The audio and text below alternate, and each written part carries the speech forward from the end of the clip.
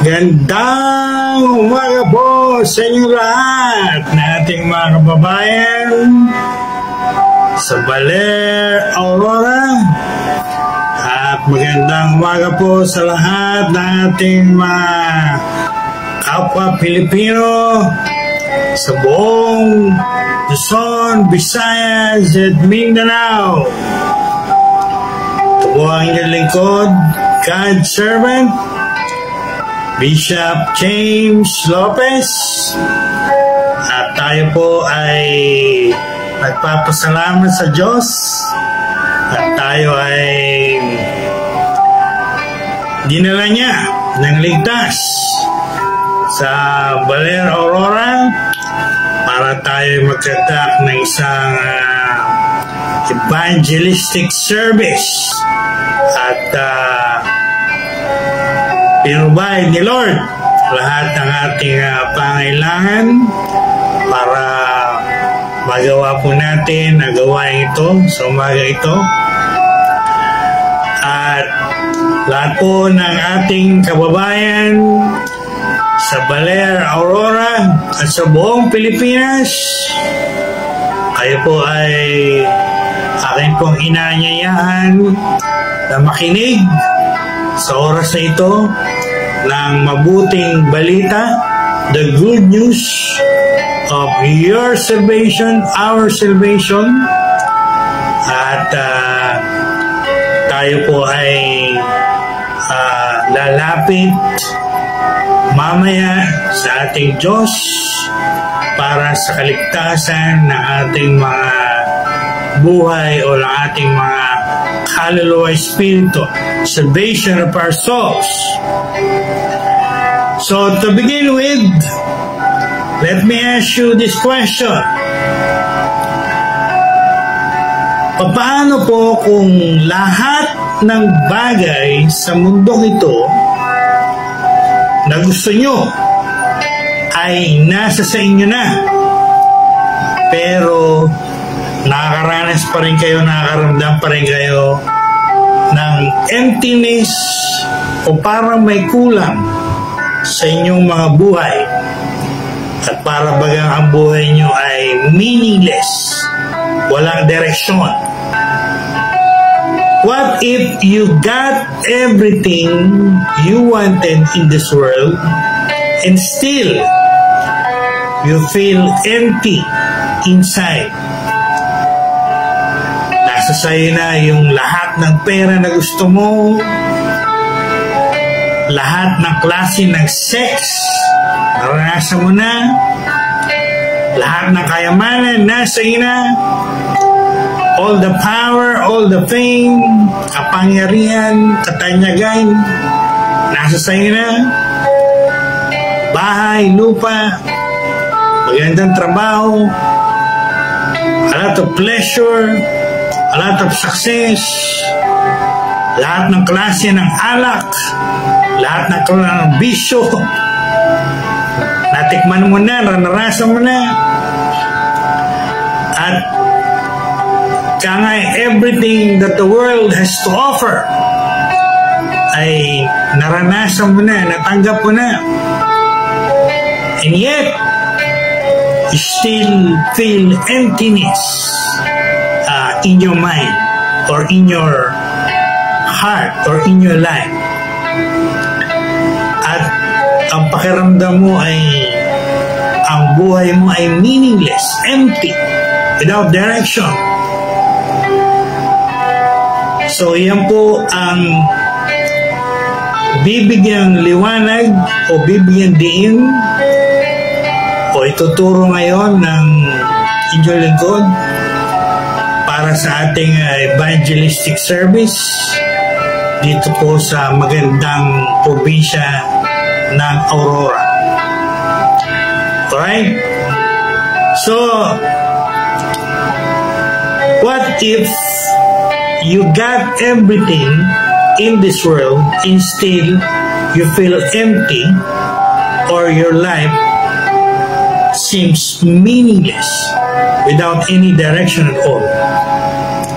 So ano po ang kulang? Bakit there is emptiness in your life? Bakit parang wala pa ring direksyon ang iyong buhay? Yan. Meron pong kasagutan sa bagay na yan. Hindi po to, this is not a fiction, at hindi rin po to motivational speech or inspirational talk. Ito po ay actual na nararanasan ngayon ng maraming tao, hindi lamang sa Pilipinas, maging sa buong mundo.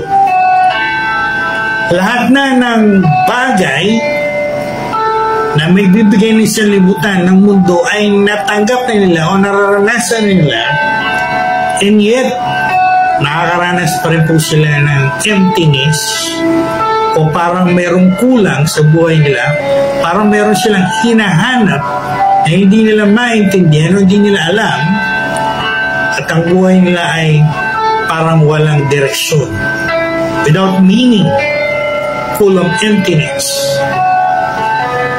Hindi lang po yan nararanasan ngayon ng maraming tao dito sa Pilipinas at sa buong mundo.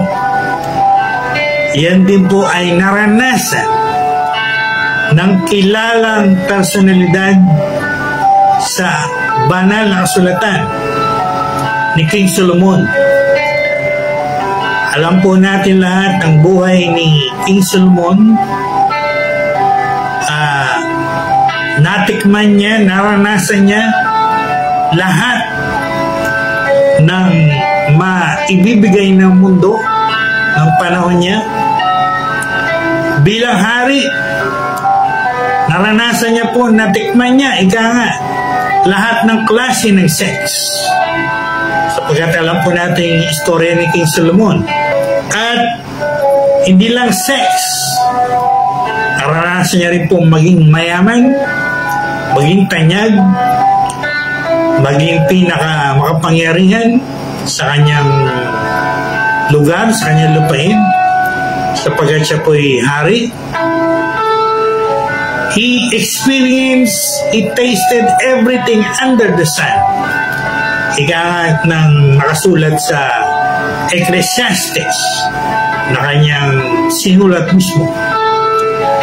And yet, mabasa nyo sa Ecclesiastes, ilang beses niya yung sinabi sa kanyang sulat na Ecclesiastes, yung salitang meaningless.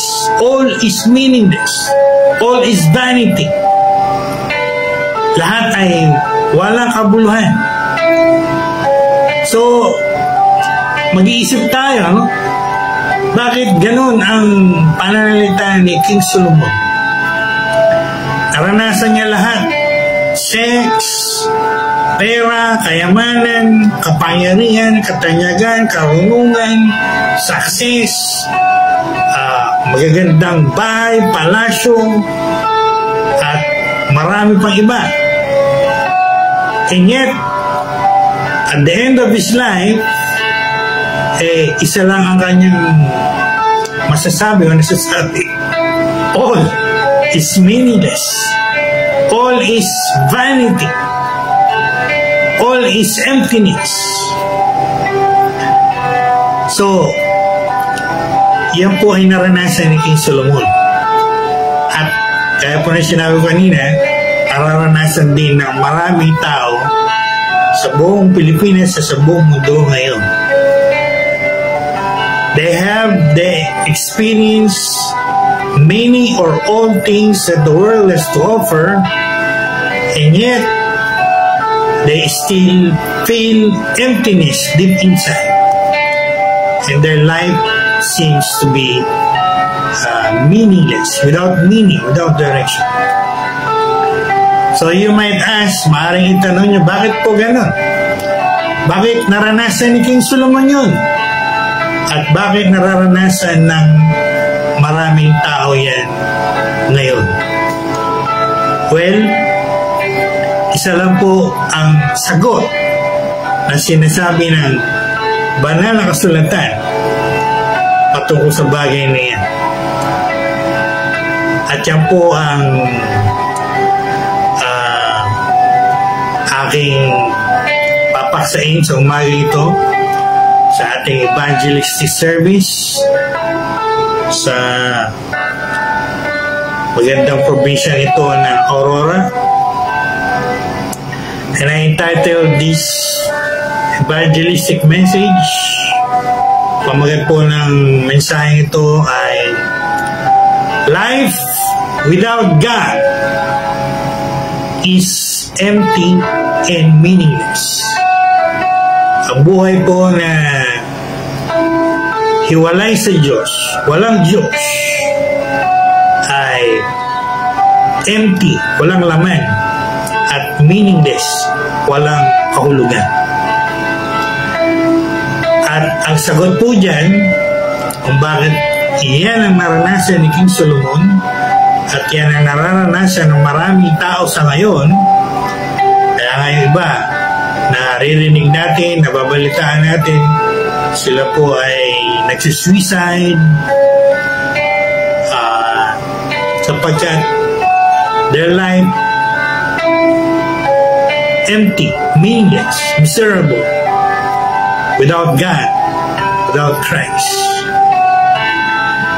At ang sagot po dyan, only answer to that is the Lord Jesus Christ, our one and only Savior and Lord. Ang makapagbibigay po sa atin talaga ng fullness of life para hindi natin maranasan yung emptiness inside at makapagbibigay ng meaning at purpose sa ating buhay para ang buhay natin ay hindi meaningless. Ang makapagbibigay lang po niyan, the one and only answer, was, is, and will always be our one and only Savior Lord, Jesus Christ, the Son of the living God. So, sa lahat po ng nanonood at nakikinig sa ating Facebook Live, sa ating YouTube channel, at sa lahat ng ating social media platforms, I encourage you to watch until its ending, the ending of this video, sapagkat this is your day, this is your time. Ito po yung oras, pagkakataon na ibinibigay sa inyo ng ating mapagmahal na Diyos para malaman nyo, maunawaan nyo, ma-realize nyo kung ano ang kasagutan, kung ano ang lunas, the only answer, the only solution to that emptiness, to that meaningless in your life. Alright? So, ulitin ko po, King Solomon experienced everything that the world has to offer. Malamang sa malamang, naranasan niya lahat na malamang hindi niyo pa naranasan, hindi niyo pa natikman. Pero si King Solomon, ika nga, natikman niya lahat yan, no? Magmula sa sex, sapagkat alam natin lahat yan, meron siyang 1,000 babae sa buhay niya. Ayan po ay sinabi ng Bible. And yet, sex could not satisfy him. At siya rin po ay pinakamakapangyarihan as king politically. Siya rin po ay pinakatanyag. Siya rin po ay pinakamayaman as a king. At alam natin, he is considered to be the wisest man in the Old Testament. Lahat ng kaalaman, lahat ng karunungan nasa kanya. naranasan niya, nakuha niya. Lahat ng may offer, may bibigay ng mundo ay naranasan niya. And yet, as I said kanina, isa lang po ang conclusion niya at the end of his life. He said in Ecclesiastes, all is meaningless, all is vanity, all is emptiness, all is meaningless. So, talagang totoo po yung sinabi ni King Solomon, no? Hindi lang po siya nakaranas yan, marami po ang nakakaranas yan ngayon. Marami na silang pera, marami na silang natikman na ika nga babae o lalaki, sex. Marami na silang kayamanan, karunungan, kaalaman, mga success sa buhay, iba pa. Pero nakakaranas pa rin sila ng something emptiness deep inside. Parang may kulang sa buhay nila. At ang buhay nila ay meaningless, miserable. So, ito pong binabanggit ko po, ito po ay true to life experience of many people, not only in the past, but also at present time. At sa evangelistic message na to, sa ating evangelistic service dito po sa Valera, Aurora, sa magandang probinsya ng Aurora, ay magbibigay po ako ng 4 na punto para talakayin itong katotohanan na ito. Life without God, without the Lord Jesus Christ, is empty and miserable. So first, una po sa lahat, again,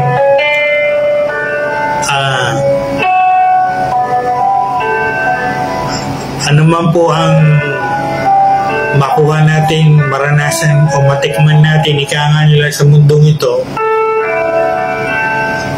yan po ay mapasex, mapapera, mapakayamanan o katanyagan, kapangyarihan o success o pleasure, iba pa. Ang katotohanan po niyan, it cannot satisfy the human soul.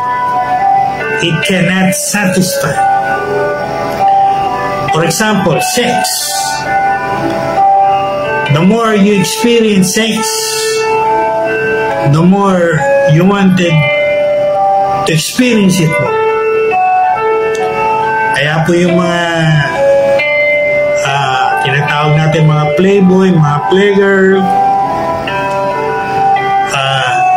they keep on pursuing sexual pleasure. Hindi sila satisfied sa 1, 2, 3 partner. Naghahanap pa ng iba pa, marami pa. Gusto pang makaranas ng maraming sexual pleasure. Sapagkat sex could not satisfy. It cannot satisfy. And it will lead you to more greediness. Parang pera, no? Kahit marami ka ng pera, kahit maraming pera yung maraming tao, di pa rin sila satisfied. They want more. Ganon din po yung possession. Ganon din po yung riches. Ganon din po yung fame. Kahit kilala ka na, gusto mo makilala ka pa. It doesn't satisfy you. You want more. At maging power, no? Whether it is a political power or a military power or whatever power there is in the world, it cannot satisfy the human soul. Many people experience it and they want more. So, yan po ang katotohanan. Yung mga nabanggit ko mula sa sex, money, possession, power, fame, everything, anything that this world can offer, has to offer, the truth of the matter is, ang katotohanan po niya ay it cannot satisfy the human soul. It will only make you crave for more. Sapagkat ang katotohanan po niya, isa lang po talaga ang makapagsatisfy sa buhay natin. Whether you believe it or not, or whether you accept it or not, yan po ang katotohanan. The absolute truth. Only the Lord Jesus Christ, only God can satisfy us, can satisfy the human soul. Kaya nga ng isang famous theologian, Saint Augustine, there is a vacuum in the human soul that only God can fill. It cannot be filled or satisfied by sex or money or pleasure or possessions or fame or power. You can try it all. Kaya nila, it's like chasing the wind. It will not satisfy you. Only Christ, only the Lord Jesus Christ, God, can satisfy you. Sapagkat nilikha po tayo ng Diyos to have fellowship with Him, to have a relationship with Him. At yung po mga nabanggit ko, from sex to money to power to possession, etc., that the world can offer, it will never feel that emptiness in human life. It will only, it's like a band-aid, but it is not the total cure. Again, naranasan na po yan ni King Solomon at naranasan po yan ng maraming tao. You cannot deny it. If you deny it, that's foolishness. So you might as well accept that truth of the Bible. Right? Second, pleasures, particularly sexual pleasures, cannot satisfy the human soul, the human being. Again, it was clearly illustrated in the life of King Solomon. He had 1,000 women in his life, 300 wives, 700 concubines, and yet, again, at the end of his life, in Ecclesiastes he wrote, all is vanity, all is meaningless, all is emptiness. Those sexual pleasures that he experienced in his life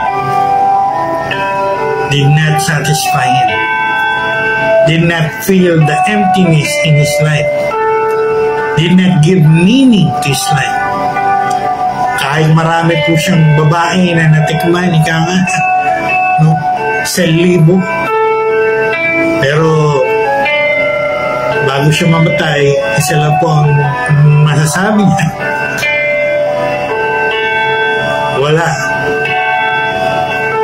Wala yung nagawa sa buhay niya. Hindi yun nag-satisfy sa buhay niya. Hindi yun nagbigay ng kabuluhan, meaning sa buhay niya.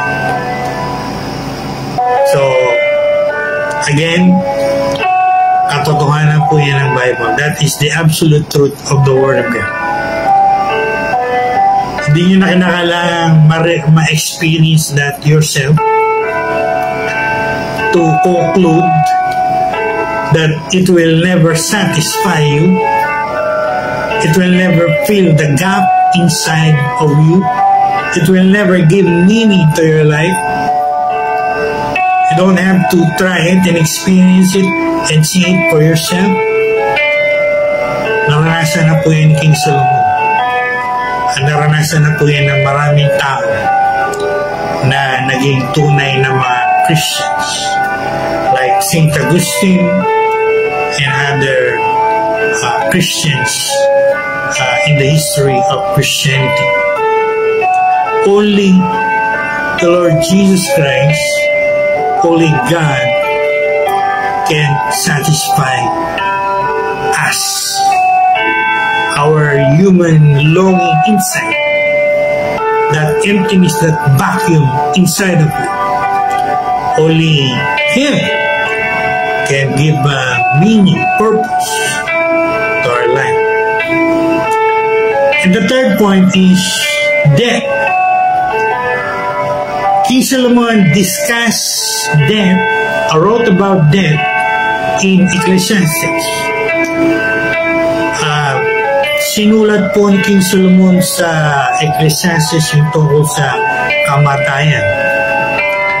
At marami po siyang sinabi dyan, tungkol dyan. Sabi niya mapa-mayaman, mapa-mahirap, mapa-marunong, mapa-walang kaalaman, whether you're rich or poor, you're wise or you're fool, everyone will die one day. Lahat mamamatay sa araw. Totoo po yan, no? We cannot deny that. If you deny that, that's a big foolishness in your part, on your side. We know it all. Alam natin lahat po yan. Lahat ng tao mamamatay. All will die. All grow old or grow mature. Lahat tumatanda. You cannot deny that hard facts of life. Ika nga ng ating mga experts. Weather lang yan, no? But all of us, one day, will die. Lahat tayo ay mamamatay isang araw, no? At kahit very advanced ang ating science as of now, science cannot stop death and even aging. Science cannot stop it. All people grow old, all people will die. Kahit advance ang science natin, hindi po mapipigilan ng siyensya yung pagtanda ng tao at matay ng isang tao sa araw. So lahat po tayo ay darating dyan one day. All of us will experience death one day.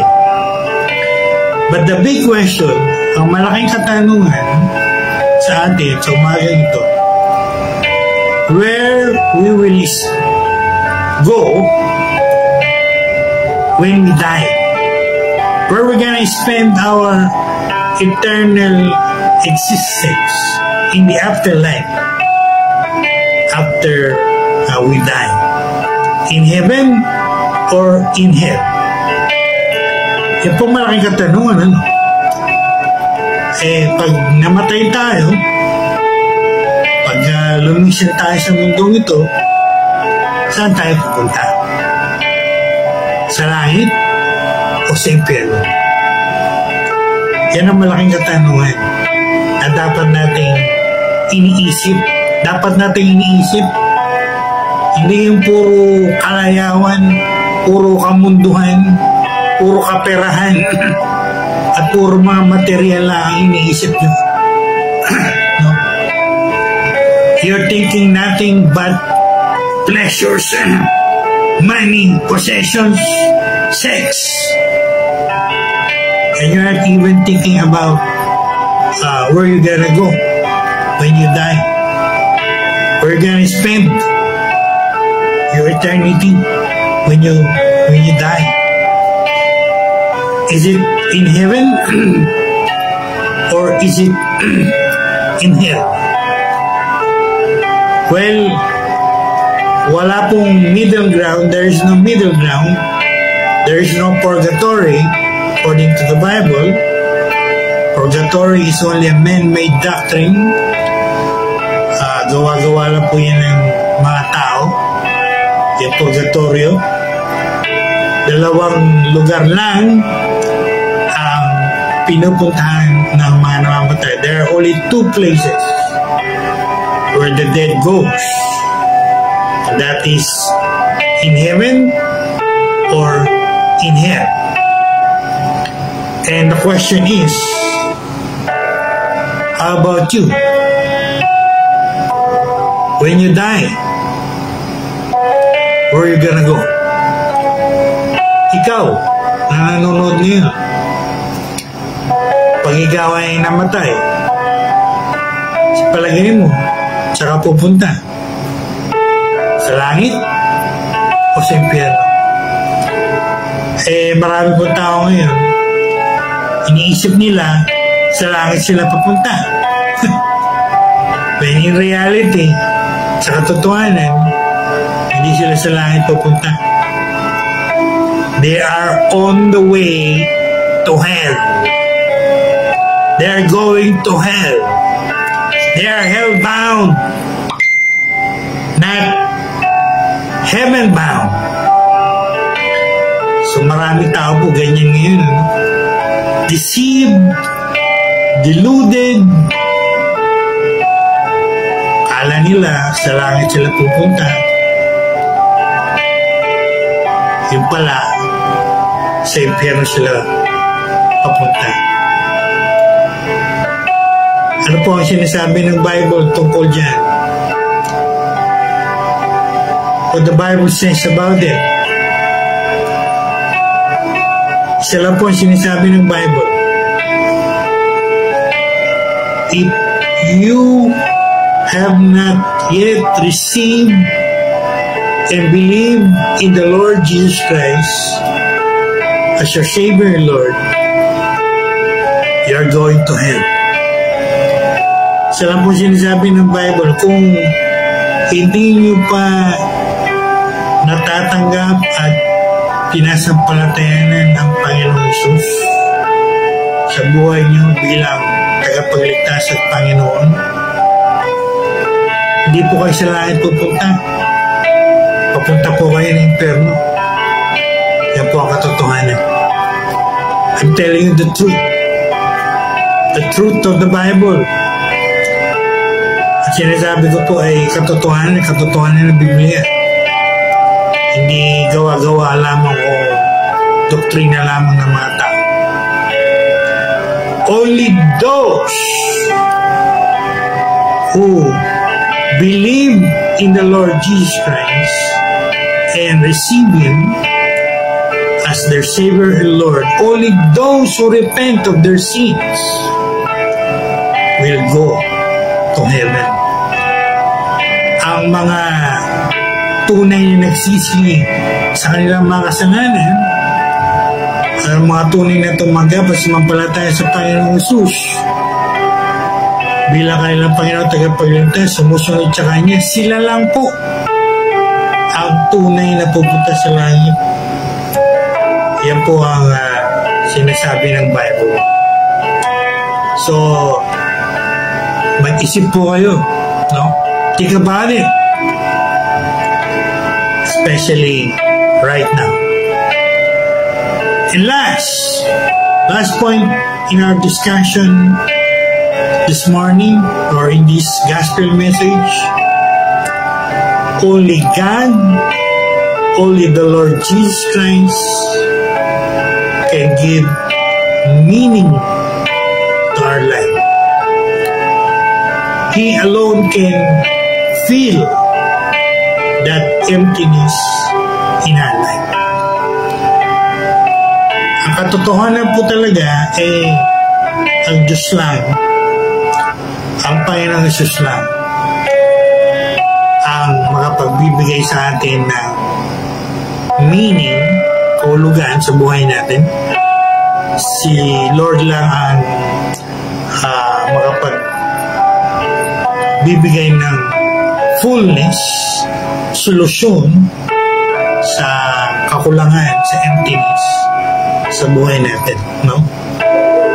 Only God, only the Lord Jesus Christ, not sex, not money, not possession, not drugs or vices or alcohol, not earthly or worldly pleasures,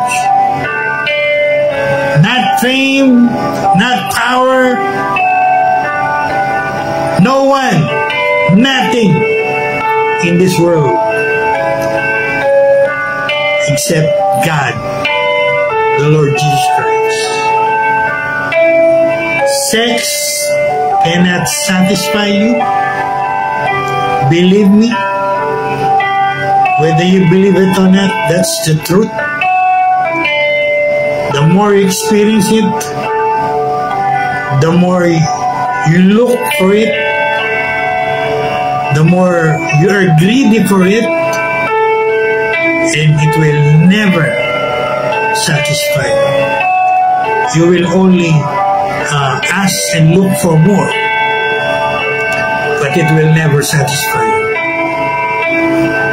Only God, only the Lord Jesus Christ can fill that emptiness in your life, can give meaning to your life. Money, possessions, kayamanan, karunungan, kapangyarihan, katanyagan, alak, droga, mga bisyo, kamunduhan, lahat po na yan. Maniwala po kayo sa akin, hindi yan makapagbibigay sa inyo ng complete satisfaction. Yan po ay magbibigay lang sa inyo ng hindi magandang bagay na pag natanggap niya, naranasan niya, maghanap pa kayo ng marami, no? Whether sex o pera, and in the long run, hindi yan makapagsasatisfy sa inyo. You will just look for more and ask for more and pursue more, and it will never satisfy you. Again, isa lang po ang makapagsatisfy sa atin lahat. At yan po ang Panginoong Hesus, ang ating Diyos na buhay at tunay. So, narinig niyo po ang katotohanan, the absolute truth of the Word of God, of the Gospel this morning. Wala pong makapagsasatisfy sa atin, walang makapagbibigay sa atin ng meaning sa buhay natin walang bibigay lunas sa emptiness deep inside our hearts, kundi ang Panginoong Hesus, ating Diyos. Hindi po sex, hindi pera, hindi kayamanan, hindi pleasure, hindi power, hindi fame, hindi success, hindi worth, hindi possession, house and lot. Not even our family. Only the Lord Jesus Christ, our blessed Savior, the blessed Savior of the world. He alone can satisfy us. He alone can fill that vacuum, that emptiness in our life. He alone can give meaning to our meaningless life. So, sa umaga po ito, as I give this powerful, anointed evangelistic message,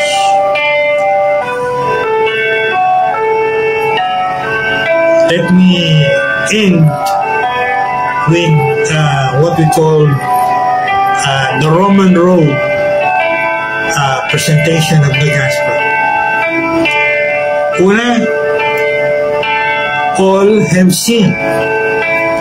Lahat po tayo nakasala sa Diyos. Wala exempted po dito, no? Sabi ko nga na nakaraan video ko, kahit si Mary, na mother ni Jesus sa laman, nagkasala din po sa Diyos. King Solomon, nagkasala din sa Diyos. Tayong lahat nagkasala sa Diyos. Wala exempted dito. Ikaw, na nanonood, na nakikinig, hindi ka exempted dito. Huwag niyong isipin exempted kayo dyan. That is self-righteousness. Don't fool yourself. Ika nga. No? Huwag niyong lokohin ang sarili. Lahat tayo, kasama kayo doon, ay nakasala sa Diyos. Lahat tayo nakasala sa Diyos. Kasama tayo dyan. Wala exempted dyan. Yan po'y maliwanag nakasulat sa Romans 3:23. So yan po ay totoo, no?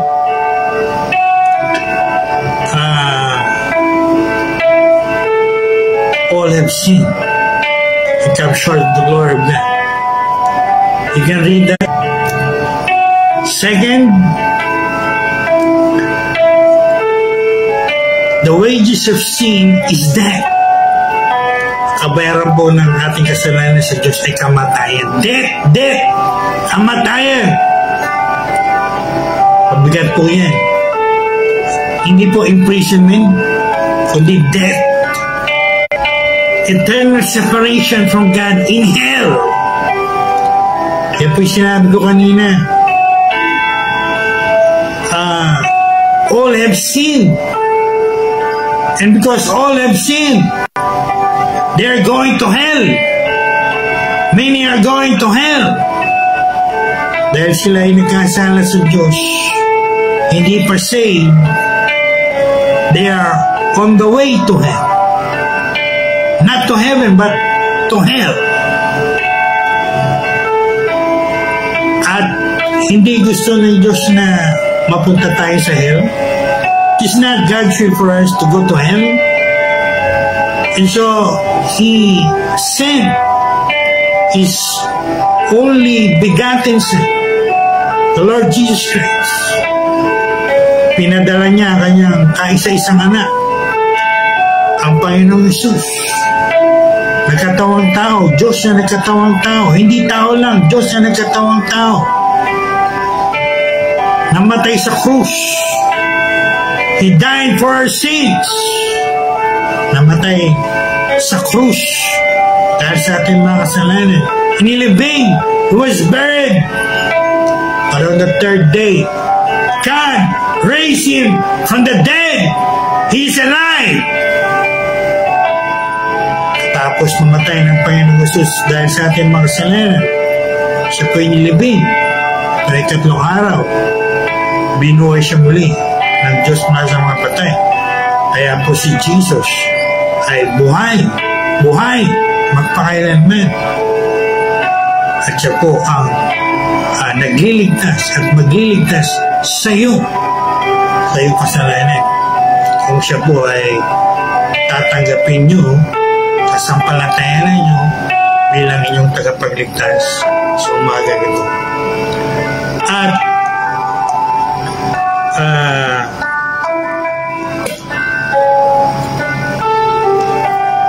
ito po, God demonstrated His love when He died on the cross. Alam po natin yung storya, the story of the Lord Jesus Christ. Kaya binanggit ko kanina, God became a man, died for our sins on the cross, was buried, and on the third day, He rose again and He's alive. Siya po yung Diyos na nagkatawang tao, again, hindi tao lang. Nagkatawang tao at namatay sa krus dahil sa ating mga kasalanan, libing at muling nabuhay. Siya po yung buhay magpakailanman. At siya po ang nagliligtas at magliligtas sa lahat na lalapit sa Kanya, sasampalataya sa Kanya sa umaga nito. And last, the fourth point in the Roman road, sabi po doon, if you will confess with your mouth that Jesus is Lord, and you will believe in your heart that God raised Him from the dead, you will be saved. Paano po maliligtas ang tao? How can he be saved from hell? Kasulat po dun. Pahayag mo ng iyong bibig ng si Jesus ay Diyos, siya'y Panginoon, at sumampalataya ka sa iyong puso na siya'y nabuhay muli mula sa mga patay. Naniniwala ka siya'y buhay, tanggapin mo siya sa iyong puso at isipan. You believe in the Lord Jesus Christ as your Savior and Lord. You repent of your sin, palikuran mo ang iyong mga kasalanan, pagsisiyan mo ang mga kasalanan, at ikaw ay maliligtas. Yun po ang maliwanag na sinasabi, tinuturo ng Bible. Huwag po kayong maniniwala sa mga nagtuturo, sa mga kulto, sa mga false religion na nagtuturo. Pwede kang maligtas ng religion mo, pwede kang maligtas ng iglesia mo, pwede kang maligtas ng mabubuting gawa mo, pwede kang maligtas ng pagbabautisto mo sa tubig, etc. Pwede kang maligtas sa mga mabubuting ginagawa mo. Lahat pong yan ay kasinungalingan. Lahat pong yan maling aral. Good works cannot save you. Your religion cannot save you. No religion can save you. Not even your church can save you. Only Jesus Christ can save you because He is the only one Savior of the world. At siya lang po ang namatay dahil sa ating mga kasalanan. So, kung gusto niyo pong tanggapin ang Panginoong Hesus bilang inyong tagapagligtas ang Panginoon ng buhay niyo? Gusto niyo lumapit sa Kanya sa oras na ito para sa kaligtasan ng inyong mga kaluluwa? Gusto niyo mabago ang buhay niyo? Gusto niyo mapunan yung kakulangan, emptiness sa buhay niyo? Gusto niyo magkaroon ng meaning ang buhay niyo? Tayo pong lahat ay lalapit ngayon sa Panginoong Yesus pamagitan ng panalangin. At lahat po ng nanonood ngayon na gustong sumampalataya at isuko ang kanilang buhay sa Panginoong Yesus, sumunod po kayo sa panalangin ito. Sumunod po kayo sa panalangin ito. Sabihin niyo yung panalangin ito mula sa puso, hindi sa muso. Sabihin natin lahat, O Diyos, Ikaw ay mahabag sa akin na isang makasalanan. Pinagsisisihan ko, tinatalikuran ko lahat ng kasalanan sa buhay ko. Inaamin ko po, tinatanggap ko ako ay nagkasala laban sa iyo. At tawarin mo po ako sa lahat ng aking nagawang kasalanan sa buhay ko. Pinagsisisihan ko po lahat. I'm sorry, Lord. Please forgive me. Patawarin mo po ako sa lahat ng nagawa ko sa kasalanan. I repent. Pinagsisisihan ko po lahat. At ako po'y sumasampalataya na si Jesus ay Diyos. Siya'y nagkatawang tao. Siya'y namatay sa krus dahil sa aking mga kasalanan. Siya'y nabuhay muli na ikatlong araw. Siya'y nilibing at siya'y nabuhay muli na ikatlong araw. At siya po'y buhay. Panginoong Jesus, kailangan kita sa buhay ko. Binubuksan ko aking puso. Tinatanggap kita ngayon bilang aking tagapagligtas sa Panginoon aking buhay. Pumasok ka sa aking puso, sa aking buhay, sa oras ito. At ikaw na ang maghari sa buhay ko bilang aking Panginoon. Sinusuko ko po sa iyo ang aking buhay. At ako po ay naniniwala sa iyong mga salita, sa iyong mga pangako. At sumasampalataya sa iyo, may buhay na wala. Maraming po salamat sa kaligtasan, sa kapatawaran na aking mga kasalanan, sa buhay na wala hanggan, sa meaning of life, sa fullness of life na ibinibigay mo sa akin ngayon. Maraming salamat, Panginoon Jesus. Thank you, Lord, sa iyong dakilang pag-ibig sa akin at lahat ng pagpapala na aking tinanggap mula sa oras ito. Maraming po salamat. At pagtabayan po ako sa aking mga susunod na gagawin bilang iyong anak. Pinagkakatiwala ko po sa aking buhay. I surrender all to you, Lord, and guide me, and I will serve you. Ako po yung naglilingkod sa iyo. Ako naman ang mapapagamit sa iyo. Ang mga po ay nabubuhay.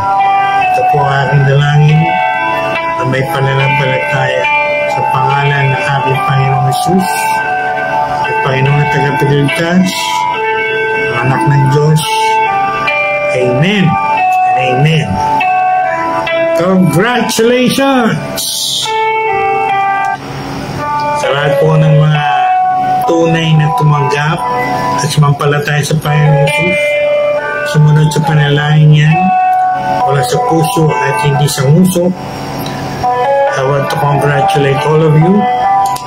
Kayo po ay tunay na mga anak na ng Diyos. Welcome to the family of God. At bago po ako magtapos, bibigyan ko po kayo ng konting guidelines para sa inyong paglago sa inyong buhay spiritual. Una po sa lahat, bumili po kayo o kumuha po kayo, dapat meron kayong sariling kopya ng inyong Bible. At nakabili tayo ng cellphone, dapat Bible meron tayo. At mula po ngayon ay basahin nyo yung mga Biblia araw-araw, habang parang kumakain tayo araw-araw. So dapat pinapakain natin yung espiritu natin araw-araw ng salita ng Diyos. Pagka meron na kayong Bible, magbasa po kayo sa Gospel ni John. Kahit one chapter a day. Simula sa John chapter 1. Kung natapos nyo na po yan, one chapter a day, punta na kayo ng Mateo, Marcos, Lucas, at buong New Testament, at hanggang mabasa nyo araw-araw ang inyong mga Bible. Second, mag-pray po kayo araw-araw. Ang buhay Kristiyano po ay kailangan niya ng prayer. We need to pray every day. Pag-gising nyo, mag-pray kayo kay Lord. Bago kayo matulog, mag-pray kayo. Buong araw, mag-pray kayo. No? Pwede nyo nang tawagin ng Diyos na Ama, Father in Heaven. Ang panalangin po ay pakikipag-usap sa Diyos.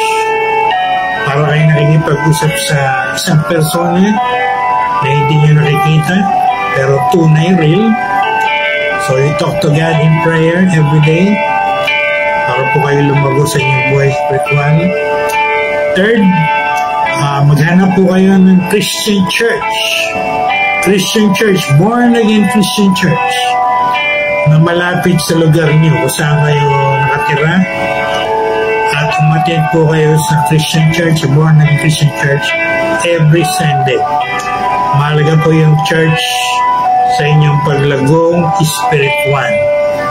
So you look for a born again Christian church in your location and attend that church every Sunday.